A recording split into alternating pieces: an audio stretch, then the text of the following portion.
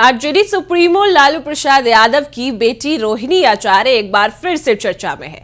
इस बार मामला राजनीति या पारिवारिक विवाद का नहीं बल्कि सोशल मीडिया का है। क्या कुछ मामला है वो आपको विस्तार से बताते हैं। नमस्कार, मैं कोमल और आप देख रहे हैं दर्श न्यूज।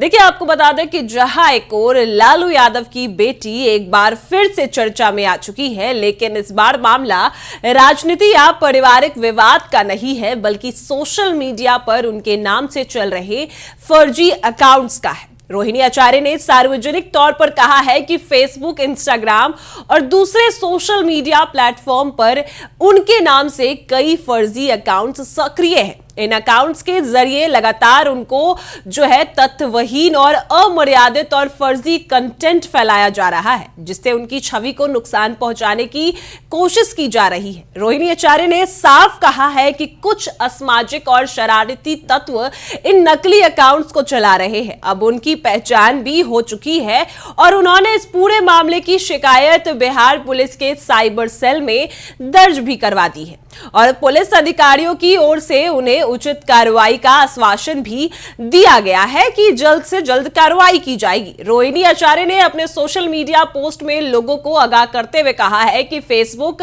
इंस्टाग्राम और एक्स पर सिर्फ ब्लू टिक वाला अकाउंट यानी @रोहिणी आचार्य 2 ही उनका आधिकारिक वास्तविक अकाउंट है। इसके अलावा उनके नाम से चल रहे बाकी अकाउंट्स फर्जी हैं। इसलिए लोग ऐसे हैंडल से सावधान रहे और किसी भी गलत या भ्रामक पोस्ट पर भरोसा ना करें। क्या कुछ वो लिखती है वो भी हम आपको दिखाते हैं कि सोशल मीडिया पर रोहिणी आचार्य ने क्या कुछ लिखा है। देखिए, रोहिणी आचार्य लिखती है कि सोशल मीडिया, फेसबुक, इंस्टाग्राम के प्लेटफॉर्म पर मेरे नाम से कई फर्जी अकाउंट सक्रिय हैं। इन अकाउंट्स को कुछ असामाजिक शरारती तत्वों के द्वारा चलाया जा रहा है। उन पर नियंत्रण, अमर्यादित, तथ्यहीन और फर्जी कंटेंट डाले जा रहे हैं। और आप लोगों की जानकारी के लिए मैं बताना चाहती हूं कि फेसबुक, इंस्टाग्राम और एक्स, ट्विटर पर ब्लू टिक वाले अकाउंट्स यानी @रोहिणी आचार्य 2 ही मेरा वास्तविक अकाउंट है। फर्जी अकाउंट चलाने वालों और जिनके इशारों पर ये अकाउंट चलाए जा रहे हैं उनकी पहचान भी हो चुकी है और मैंने बिहार पुलिस के साइबर सेल में इस संदर्भ में अपनी शिकायत भी दर्ज करवा दी है। पुलिस के अधिकारियों के द्वारा मुझे उचित कार्रवाई किए जाने का आश्वासन भी दिया गया है और इस बयान के सामने आने के बाद ही बिहार की राजनीति में एक बार फिर से रोहिणी आचार्य का नाम काफी सुर्खियों में आ चुका है, काफी चर्चा में है।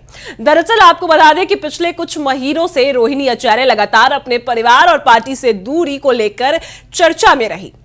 बिहार विधानसभा चुनाव 2025 में आरजेडी की करारी हार के बाद रोहिणी आचार्य ने नवंबर 2025 में एक बड़ा ऐलान करते हुए कहा था कि वह राजनीति छोड़ रही है, परिवार से भी नाता तोड़ रही है और उस समय उनके बयान ने राजनीतिक गलियारों में जबरदस्त हलचल पैदा कर दी थी।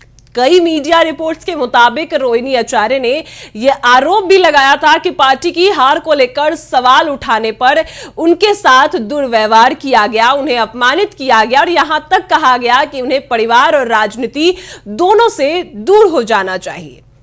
तो इस बीच रोहिणी आचार्य ने उस दौर में पार्टी के अंदरूनी हालात पर भी गंभीर सवाल उठाए थे। उन्होंने बिना किसी का नाम लिए कहा था कि पार्टी की असली कमान ऐसे लोगों के हाथों में चली गई है जो घुसपैठिए और साजिश करता है।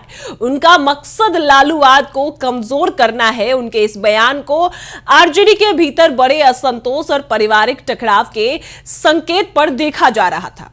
रोहिणी आचार्य के इन बयानों से यह साफ झलक रहा था कि वे सिर्फ राजनीतिक हार से नाराज नहीं बल्कि पार्टी के संचालन, फैसले और कुछ करीबी लोगों की भूमिका को भी लेकर बेहद आहत थी। तो इस बीच चुनाव हार के बाद परिवार के भीतर उभरी यह खींचातानी खुलकर सामने आई और रोहिणी आचार्य ने एक के बाद एक पोस्ट ने पूरे मामले को और गंभीर बना दिया।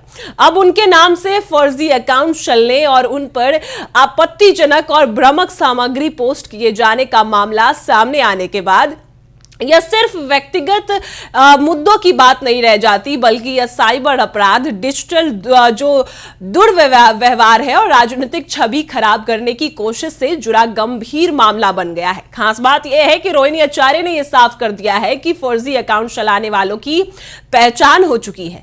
ऐसे में अब सबकी नजर बिहार पुलिस के साइबर सेल की कार्रवाई पर टिकी है कि आखिर इस मामले में अपराधी कौन है और आगे क्या कदम उठाया जाएगा, कब तक आरोपियों को जो है पकड़ा जाएगा, उन तक कब पहुंचा जाता है। फिलहाल रोहिणी आचार्य का यह बयान दो बड़े संदेश देता है। पहला, सोशल मीडिया के दौर में किसी भी सार्वजनिक व्यक्ति की पहचान का दुरुपयोग कितनी तेजी से किया जा सकता है। तो दूसरा, राजनीतिक और पारिवारिक विवादों के बीच अब डिजिटल प्लेटफॉर्म्स किस तरह का एक नया मोर्चा बनता जा रहा है। रोहिणी आचार्य ने लोगों से अपील की है कि वे केवल अपने वेरीफाइड अकाउंट्स को ही असली माने, किसी भी फर्जी पोस्ट या भ्रामक दावे से बचे। और अब देखना होगा कि बिहार पुलिस की जांच इस मामले में क्या खुलासा करती है, कौन अपराधी है, किसने ये काम किया, क्या इस शिकायत के बाद फर्जी अकाउंट्स पर सख्त कार्रवाई होती है या नहीं होती है।